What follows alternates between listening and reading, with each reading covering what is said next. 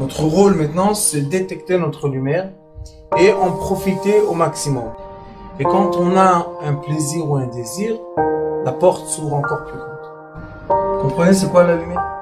Lumière, amour. C'est pas important qui tu es, où tu es, comment tu es. Dieu t'aime.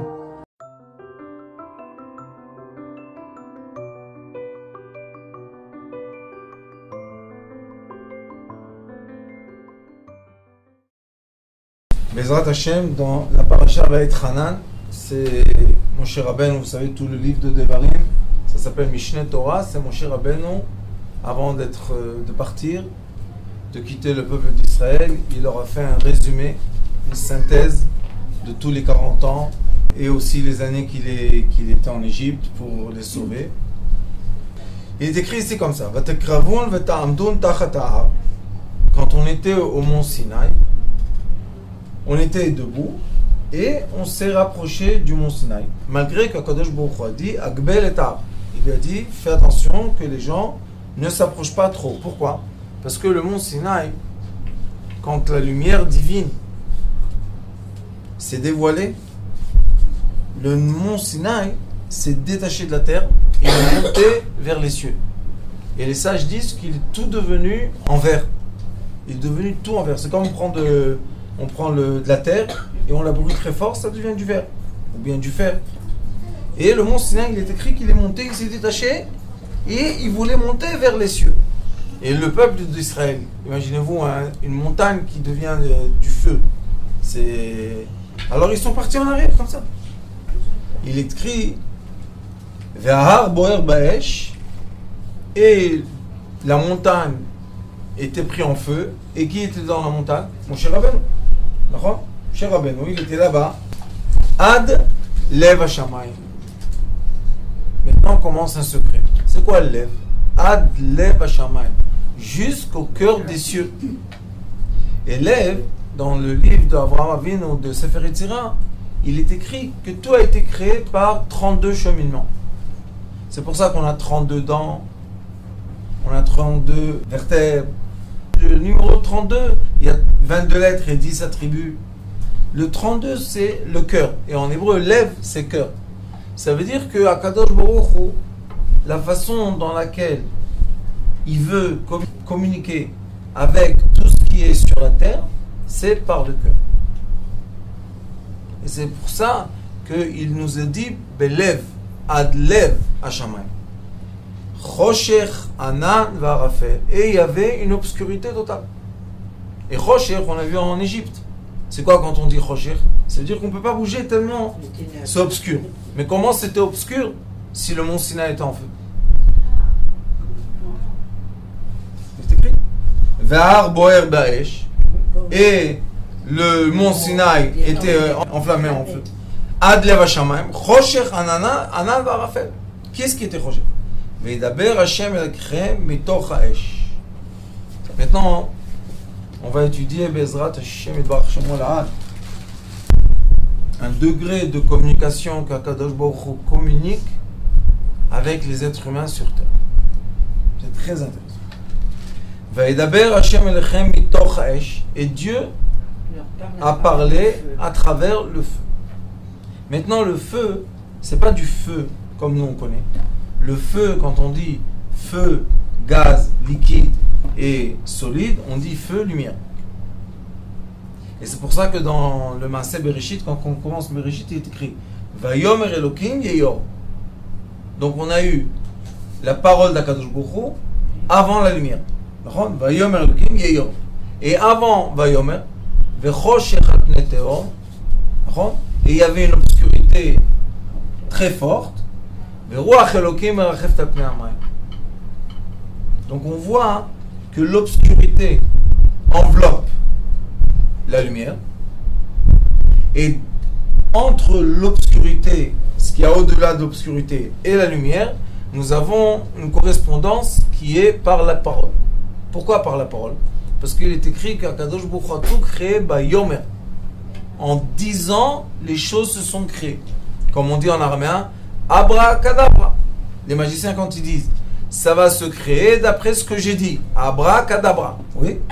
Alors maintenant, on doit donner une nouvelle valeur à nos paroles. Parce que la parole, quand on va filmer avec une caméra thermique, on va voir que la buée qui sort de notre bouche est chaude. Et quand on la filme de côté, qu'est-ce qu'on voit? Du feu qui sort de la bouche d'une personne. Maintenant, ce feu-là, ça devient après de la lumière. Malgré que dans ce monde, la lumière va plus vite que le son. Je crois que 100 000 fois plus vite. Il dit, Kol dvarim atem shomim. Vous entendez des paroles. Vetmuna enchem roim zulatei kol. Ça veut dire que vous n'avez pas vu aucune image. Malgré que quand il a parlé avec vous, qu'est-ce qui s'est passé dans le cerveau quand on nous parle? On visualise les paroles de la personne. Oui, vous pouvez commencer, d'après les paroles, imaginer. Après qu'on imagine, qu'est-ce qu'on peut faire? On peut dessiner l'imagination. Alors on a la création physique, l'action. On a l'imagination, la lumière. Et on a la parole qui active l'imagination. C'est pour ça qu'une personne doit savoir faire très attention à ses paroles.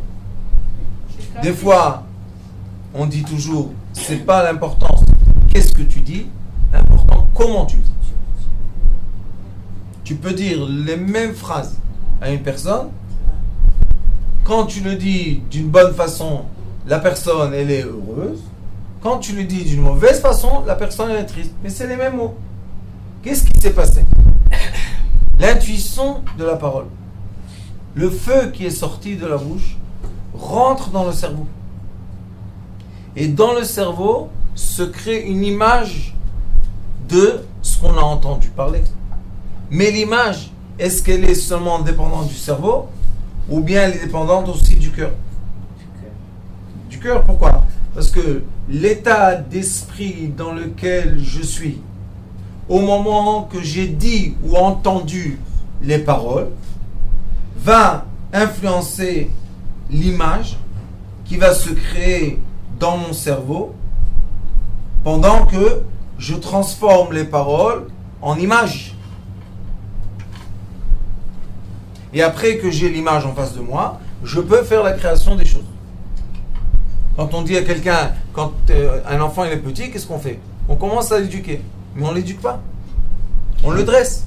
On lui dit, ça c'est noir, ça c'est noir, ça c'est noir. Après 100 fois, 1000 fois, il dit, ça c'est noir. Est-ce qu'il sait c'est quoi du noir? Non. Lui, il imagine une couleur comme celle-là noire, mais on ne sait pas que, est-ce que vous toutes, vous regardez cette couleur comme moi je la regarde. Alors, la science est venue, elle a dit, on va mesurer. Qu'est-ce que vous voulez mesurer? On va mesurer ce que les gens disent. On va chercher les fréquences et on va voir. Est-ce que le noir est toujours la même fréquence?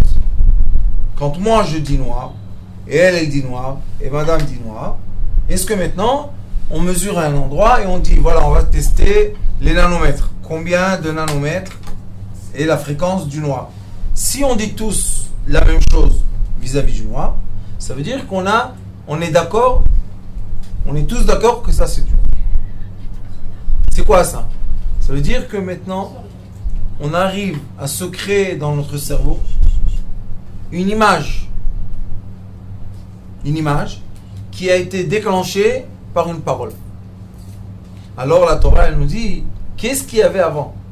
La parole avant ou l'image avant? Et dans le mont Sinaï, quand on a reçu la Torah, il est écrit Vaïrou et Takolot. Ils ont vu les voix. Mais qu'est-ce que ça veut dire voir les voix? C'est quoi voir une voix?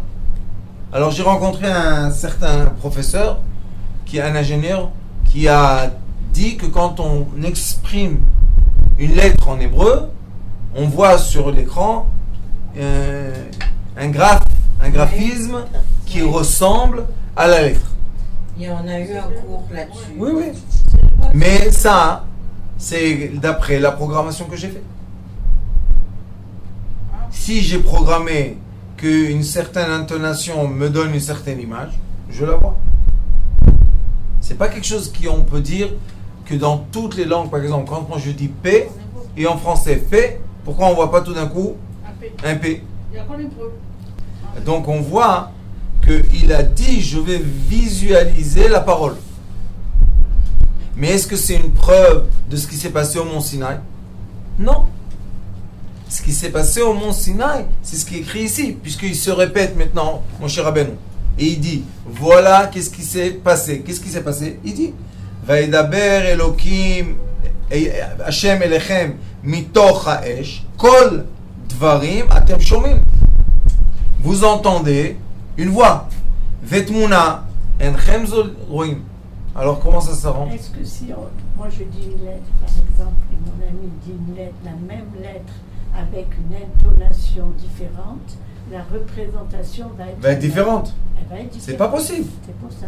Elle n'a pas la même voix. Alors lui, qu'est-ce qu'il écrit vraiment dans la Torah? Dans la Torah, il y a une explication d'un processus qui est expliqué dans la Kabbalah. Et aussi, on sait par le neurofeedback que ce processus est vrai.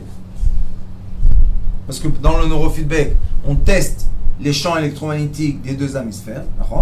Et après, on voit, devant l'écran, on voit combien d'électricité.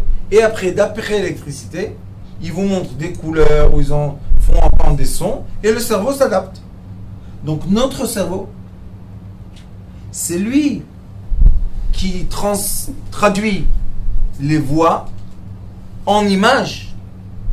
Et comme dans notre cerveau, tout se fait par neuron, et le neuron, quand on fait des images ARM, IRM, quand on fait les images IRM, qu'est-ce qu'on voit? Du feu. Parce que les neurones passent, c'est du feu. Si les neurones, c'est du feu, maintenant on peut expliquer. Vaïdaber Hashem Elechem. Dieu nous a parlé en quoi? Avec un langage. C'est aucune personne sur terre, qui soit laquelle qu'elle soit, ne peut pas réfléchir sans mettre des mots sur des phénomènes. On ne peut pas, ça ne marche pas. On ne sait pas si les animaux font la même chose, parce qu'on ne peut pas parler avec eux. Mais on sait que l'être humain, pour dire, même ceux qui ont un langage, on va dire, très primitif de voix, il sait lui dire, va prendre une marmite. Ou bien lui dire, va prendre un oiseau. Ça veut dire que le son se transforme dans notre cerveau en image. Et c'est pour ça que l'image de l'être humain de lui-même se crée par les sons qui rebondissent de son entourage vers lui. Quand moi je parle avec vous, est-ce que j'ai l'image de moi-même dans moi? Pourquoi non? Oui, vous l'avez par rapport à ce que vous... oui. J'ai mon image de moi. Ça se reflète. Ça se reflète sur nous. Maintenant, comme j'ai parlé avec vous, et votre silence, qui est aussi une fréquence de son, et vos paroles, se reflètent dans mon cerveau. Et maintenant, mon cerveau fait l'image de moi. Si les gens pensent que je suis quelqu'un de méchant, la fréquence de leurs paroles, même la fréquence de leur silence, va déclencher dans mon cerveau une carte de neurones, qui me disent tu es méchant. Et si je pense que je suis méchant par le reflet de la voix, qu'est-ce qui va se passer avec mes muscles? On se respecte. C'est comme ça. Est-ce que je peux être comme ça toute la journée? Si. Si je suis tout le temps nerveux, tout le temps anxieux, tout le temps j'ai peur, tout le temps, alors je vais avoir un visage comme ça. D'un autre côté, si les gens me disent tout va bien, il y a la lumière, on est dans le bonheur, on est dans la joie, qu'est-ce qui se passe avec notre visage? Il change. Pourquoi il change? Parce que le cerveau envoie à chaque cellule de notre corps un message qui lui dit crispe-toi ou sois détendu. Maintenant, d'après les messages qu'on reçoit, chaque cellule qui constitue nos visages ou notre main ou notre corps se forme d'après quoi? D'après le message du cerveau. Le message du cerveau se crée comment? D'après le son qui sort de nous et le son qui revient vers nous. Et comme nous sommes proches, Bezrat Hashem, des Slichot et de Rosh Hashanah, et Rosh Chodesh Elul, on commence le shofar. Maintenant, on va essayer de comprendre qu'est-ce qui s'est passé avec Abraham Avinu, juste d'après ce qu'il dit ici. Mon cher Rabbeinu. Abraham Avinu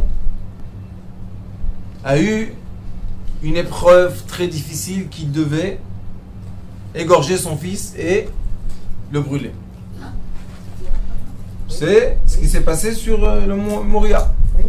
Maintenant, Abraham Avinu a entendu une voix.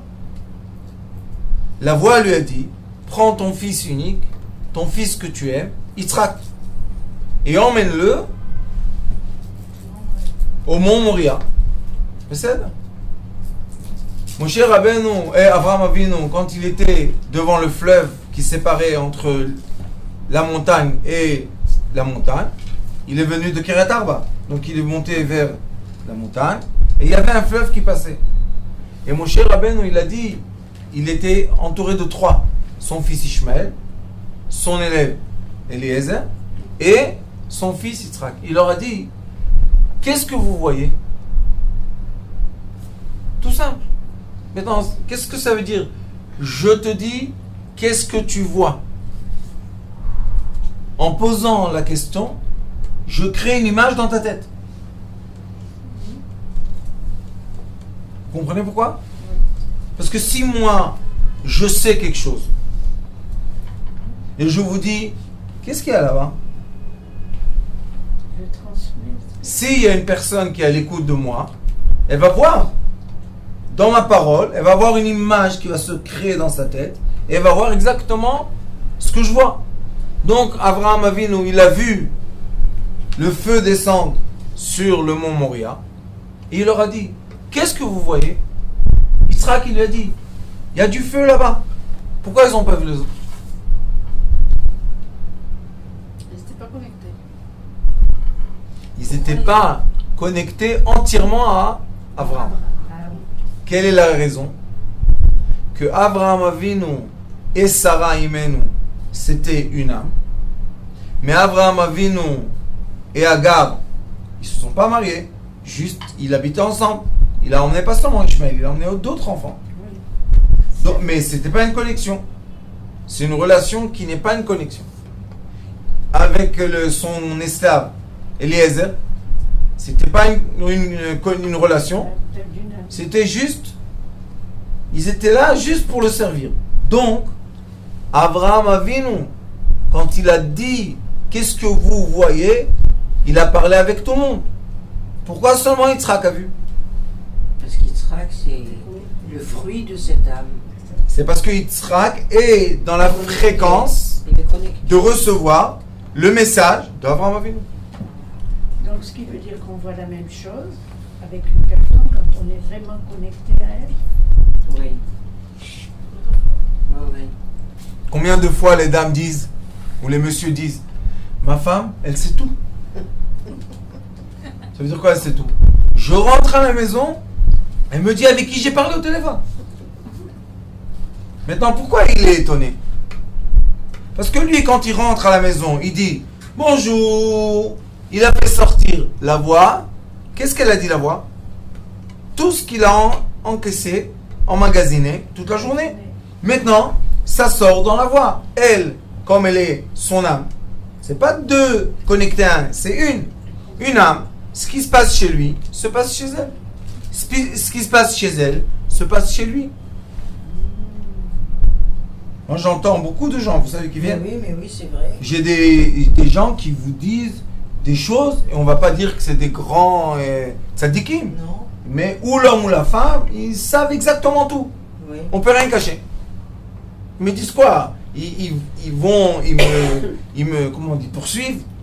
Non, je lui dis. Sans savoir exactement ce que l'autre pense, mais il arrive que des fois, on pense à la même chose en même temps. Je vais acheter ça.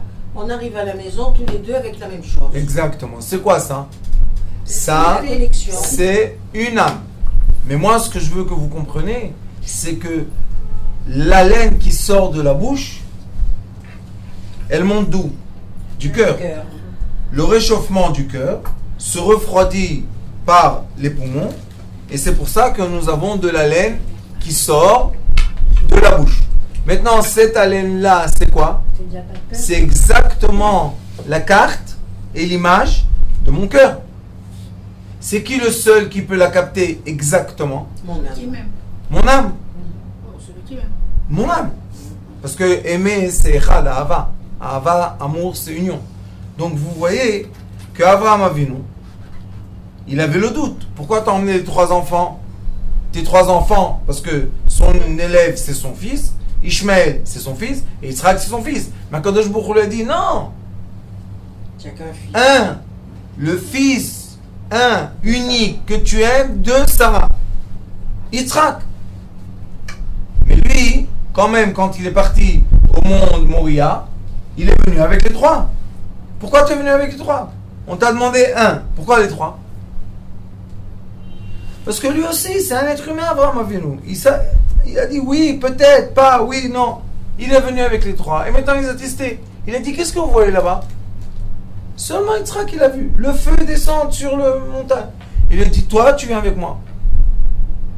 Et quand ils sont partis là-bas dans la montagne, Avraham Avinu, il a eu, je vous ai dit déjà tous les ans, la même chose. Avraham Avinu a eu l'image de la réalité d'une âme dans ce monde. Beaucoup de gens me disent, pourquoi j'ai des épreuves? Je veux plus des épreuves. Pourquoi c'est comme ça? Je suis fatigué. Encore une fois. Et pourquoi? Je dis pas pourquoi. On est là pour ça. On est là pour faire quoi? On est là pour dévoiler les lumières qui sont dans la matière. Comment on va les dévoiler? Seulement en utilisant la matière. On ne peut pas dévoiler de la lumière si on n'a pas utilisé la matière. Alors Avraham Avinu, quand il est monté au mont Sinaï, lui, qu'est-ce qu'il a entendu? Il a entendu une voix qui a parlé dans sa tête. La voix, qu'est-ce qu'elle a fait? Elle a créé une image. Comment il s'est comporté? Il s'est comporté vis-à-vis de l'image qu'il avait en face de lui. Comment il a vu le bélier? Puisqu'il était en train de s'occuper de son fils. Quand on a égorgé son fils et on l'a mis dans le feu, est-ce qu'on pense à un bélier? Non. Mais il lui a dit, il y a le bélier, tu vas le sacrifier. Et il a pris, lui, la corne du bélier. Et qu'est-ce qu'a fait Avraham Avinu? Avraham Avinu, il n'en pouvait plus. C'était un être humain.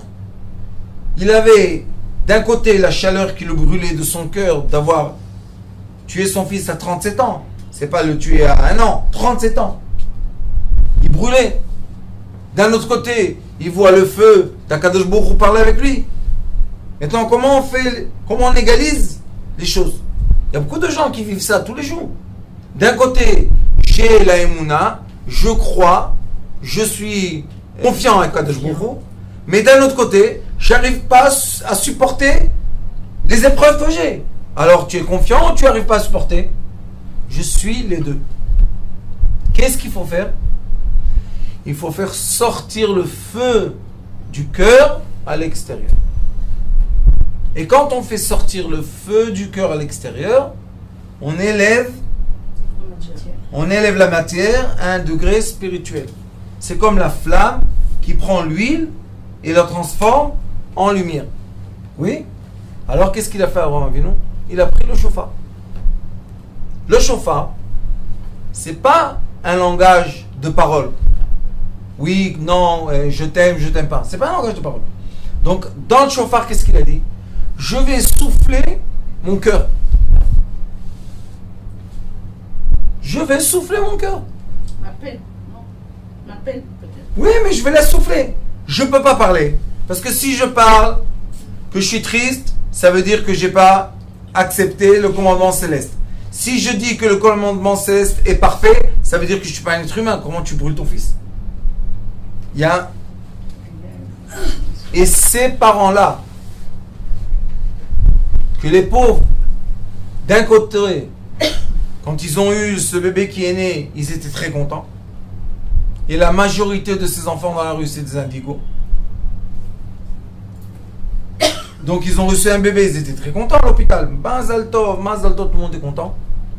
Et à 10 ans, 11 ans, 12 ans, 13 ans, 14 ans, ils sont capables de le jeter de la maison. Qu'est-ce qui s'est passé?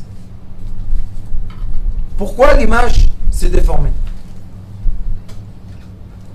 Parce que on n'a pas crié assez. Abraham Avinu a crié. Mais comment il a crié? On ne peut pas crier avec Akadosh Baruch Hu. Qu'est-ce qu'on va lui dire? On n'est pas content de ce que tu fais? On n'est pas content de tes actions? On n'est pas content de ton monde? On n'a pas le droit de dire ça. D'un autre côté, est-ce qu'on est content? Non, on n'est pas content. Alors quelle est la solution pour vivre? Da'aga belvish yasrena. Quand une personne, le roi Salomon dit, quand une personne a une inquiétude, il doit l'exprimer, il doit la dire, il doit la parler. C'est quoi parler? Évacuer le feu que j'ai dans mon cœur. Mais ce feu-là, c'est quoi? C'est l'expression des images que j'ai dans ma tête. Si je dis, ma fille est tombée, elle a reçu un coup. Je vois dans ma tête ma fille, je la vois tomber et je la vois recevoir un coup. Sinon, je ne peux pas dire ces mots-là. Donc le souffle d'Abraham, c'était exactement, c'est tellement précis, c'est la possibilité la plus parfaite d'évacuer. De libérer son cœur. Oui, mais sans mettre en question ma fidélité de Akadosh Baruch Hu. Parce que nous sommes dans un monde de matière. On ne comprend pas ce qui se passe. On n'a pas un cerveau assez fort pour comprendre tout, faire tous les calculs pour comprendre qu'est-ce qui se passe maintenant. De la réincarnation d'avant, celle qui va être dans le futur, de les enfants qu'on a, de nous, on est les enfants d'autres. On n'a pas le cerveau comme ça. Alors qu'est-ce qu'on peut faire? Oui. On peut être simple. Et le souffle d'un chauffard, c'est une voix simple. Pas shoot. Simple, c'est simple. C'est un son Pur. pur, mais sans aucun stress, Voilà. sans aucun effort. Ouais. Je m'exprime au maximum. Et j'évacue de mon cœur le feu. C'est quoi ce feu-là? Il va retourner vers les cieux et il va donner l'image. C'est pour ça que Akadosh Baruch Hu, il a dit à Moshe Rabbeinu, PLP Ada Berbo. J'ai parlé avec lui bouche à bouche. Shir HaShirim, il est écrit, Yeshakeni Meshikot Piu. Embrasse-moi avec ta bouche. Qu'est-ce que c'est tous ces mots-là? Le Hari Akadosh explique dans Etz Chaim, il dit que la vapeur qui monte de la chaleur de mon cœur va vers mon prochain, vers ma femme, normalement on est avec la femme, ou des cieux vers moi, et fait rentrer un feu, une haleine, une chaleur, une vapeur. C'est le même effet qui se passe dans notre bouche, mais beaucoup de mots qui disent ça. Et maintenant, quand je vais recevoir cette chaleur, cette vapeur, qu'est-ce qui va se faire? Il va se créer une image dans mon cerveau. Et cette image-là, je pourrais moi maintenant l'exprimer en parole. Donc la vapeur simple ou le feu simple se transforme dans mon cerveau en image qui se transforme en parole. Et c'est pour ça que les sages posent une question. Qu'est-ce qui est plus important? Quelqu'un qui est un prophète ou un sage? Quelle est la différence entre les deux choses? Deux personnes qui reçoivent des messages. Ils disent comme ça. et le Rambam Akadosh, quand il parle de Halakha de Mashiach, c'est la fin de Yad HaChazaka, Ilchot Melachim, il dit comme ça. Il dit, les prophètes qui ont eu des prophéties du Mashiach, on ne peut pas compter sur leurs paroles pour savoir comment vraiment ça va se passer. Pourquoi? Parce que ce sont des mots qui ont été dits par prophétie. Maintenant, quelle est la différence entre un sage et un prophète? Le prophète, quand il reçoit le message et qu'il le verbalise, lui-même, il n'a pas la traduction de ce qu'il a dit. Vous savez, il y a beaucoup de gens, ils aiment aller chez les voyants, chez les clairvoyants, et ils reçoivent des mots. Toi, tu n'auras jamais d'enfant. Vous pouvez rigoler, mais la personne, la jeune fille de 25 ans, Elle y croit. si elle a avalé cette vapeur, elle a mis dans son cerveau, C'est sûr qu'elle n'en aura jamais. elle a créé une image, elle a bloqué le Le litérus. blocage. Bien sûr. C'est pour ça que même qu'il est écrit dans la Torah, dans le Zohar Kadosh, à la fin du Zohar Kadosh, il est écrit les traits de la main, les traits du visage et tout. Moi, je dis aux gens, non. Pourquoi? Parce que si c'est créé d'avant, on n'a pas le libre arbitre et on ne peut pas faire tchouva. Je suis né avec un trait de quelqu'un de radin. Je ne pourrai jamais donner un zaka? Non, c'est pas possible. Je suis venu dans ce monde pour m'améliorer. Alors qu'est-ce que je dois faire? Je dois savoir que quand je parle avec quelqu'un, je dois dire de telles paroles que la personne en face de moi se fasse l'image que tout est possible. Et si, chas v'shalom, j'exprime des mots qui vont limiter la personne et vont la coincer dans un coin, elle ne peut pas sortir, je l'ai pris le libre arbitre. Et je n'ai pas le droit de le faire. Et c'est pour ça que la différence entre un sage et un prophète, c'est que les sages, il reçoit le message, c'est vrai. Sage, message. Mais il sait dans son cœur le traduire, Comment le diffuser? le mettre en parole et le transmettre à son prochain. Pour que son prochain soit capable de recevoir le message, faire une image qui positive sa vie. Vous savez, des fois, il y a des gens qui m'appellent. Ah, qu'est-ce qu'il y a? Ah, on est à la fin. Voilà. Écris. Je dis, qu'est-ce qu'il y a, mon fils? J'ai besoin vite. 1000 shekels, je vais mourir, je vais me suicider. C'est tout. Tu veux 1000 shekels? Oui. T'inquiète. Va dormir. Quand tu te lèveras, tu auras les 1000 shekels. Qu'est-ce que fait la personne, vous savez? Elle va dormir. Et quand elle se réveille, qu'est-ce qui se passe? Elle a eu les 1000 shekels. C'est moi qui ai fait les 1000 shekels? Non. Les paroles que j'ai dites, s'ils ont été bien acceptés dans la personne, il a créé une image dans sa tête de recevoir 1000 shekels. Maintenant, quand il va dormir, il ne va pas nous déranger à faire passer les ondes. L'image va être transmise dans la tête de quelqu'un autour de lui, qui va venir et va lui donner les 1000 shekels. C'est difficile à comprendre. Un peu. Non, peu. c'est l'image des 1000 shekels qui est difficile à comprendre. L'image que quelqu'un va recevoir le message et va venir lui porter. Ça, c'est un- Pourquoi? Parce que maintenant, qu'est-ce qu'on a fait? Moi, je lui ai transmis confiance.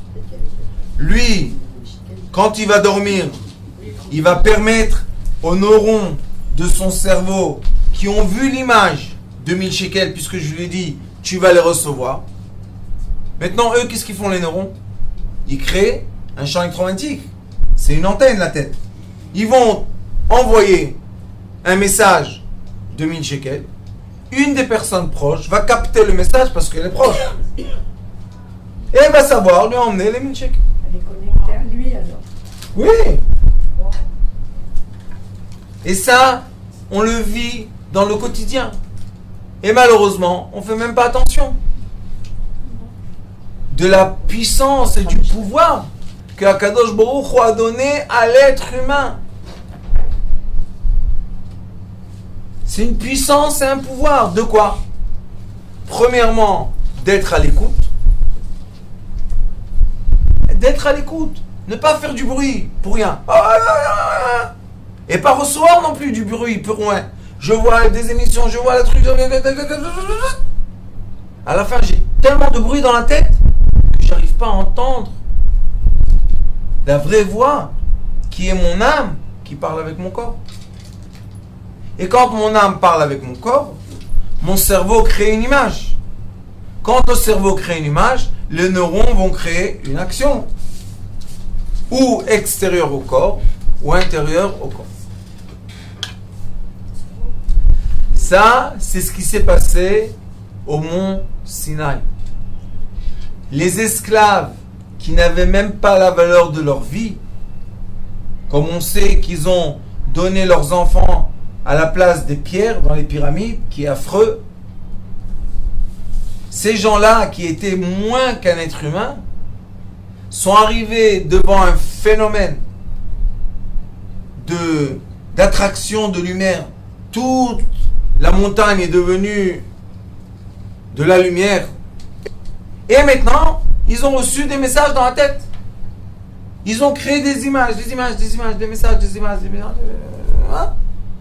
Quand ils se sont réveillés de ce moment de recevoir la Torah, c'était plus les mêmes. Et à quoi ça ressemble, je vais vous dire. Il y a eu une enquête qui a été faite, une étude qui a été faite à l'université de Tel Aviv par un certain docteur Chitrit, qui a dit, je vous ai raconté, qui a pris le visage des gens dans les prisons qui sont devenus drogués, voyous, voleurs et tout, et leurs frères. Un a eu le libre choix d'étudier, d'évoluer, c'est un frère. Et un a eu le libre choix de vivre avec les animaux, et il a été maltraité, et il a été poussé à être un voyou. Et voilà, maintenant on a deux visages de deux frères différents. Un est devenu juge, et son frère est en prison. Alors il dit, dans l'étude qu'il a fait, qu'est-ce qui s'est passé? Pourquoi deux visages? Pourquoi un, il est bien, il est intelligent, il a eu le mérite d'aller étudier et tout, et un autre a eu aucune chance et aucune opportunité, on lui a fermé toutes les portes, et il est devenu ce qu'il est devenu. Alors il a dit, la seule réponse peut être l'influence de l'environnement. Un, on lui a dit, ah, t'es un voyou, t'es un vaurien, t'es un ta. L'autre, on lui a dit, comme t'es intelligent, comme tu es sage, continue à étudier, bien sûr, hop. Un diminué, un élevé. Et à la fin, on voit le reflet sur le trait du visage d'une personne. Et c'est pour ça qu'il est écrit, Chochmat Adam, Te'er Panav. La sagesse d'une personne illumine son visage. C'est beau ça. Allez, va qu'on ait cette sagesse. Oui, mais on l'a, parce que le mont Sinaï nous a donné la sagesse qui a dessiné maintenant un nouveau visage qui n'est plus le visage de l'esclave. Et c'est pour ça qu'il est écrit que quand ils mangeaient la manne, tous les matins quand ils sortaient de leur tente, ils voyaient le voisin et disaient, qui tu es? Qui c'est? Manu, qui il est?